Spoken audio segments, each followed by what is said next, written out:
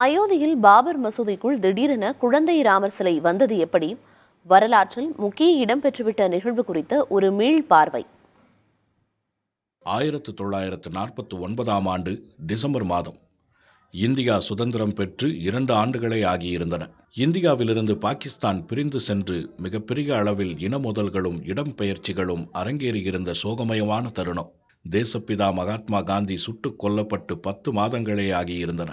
இப்படிப்பட்ட சூழலில்தான் நீரு பூத்த நெருப்பாக இருந்த பாபர் மசூதி ராமஜென்ம பூமி பிரச்சினை மீண்டும் பற்றி எரிய தொடங்கியது. டிசம்பர் 20ஆம் தேதி வாக்கில் பாபர் மசூதியை சுற்றி அமர்ந்து சுமார் 5000 இந்துக்கள் பிரார்த்தனையில் ஈடுபட்டனர். இது நடந்து சில நாட்களுக்குள் ஒரு விந்தை நிகழ்ந்தது.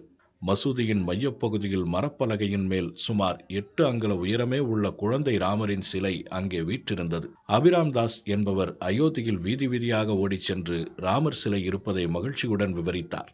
இதை அடுத்து ஏராளமானோர் அங்கு வந்து வழிபட்டனர். தங்கள் பிரார்த்தனைக்கு பலன் கிடைத்து விட்டதாகவும் ராமர் தோன்றிவிட்டதாகவும் பக்தர்கள் குதூகலித்தனர். ஆனால் சிலை எப்படி வந்தது என அயோத்தியில் காவல் நிலையத்தில் பதிவு செய்யப்பட்ட முதல் தகவல் அறிக்கையில் குறிப்பிடப்பட்டுள்ளது.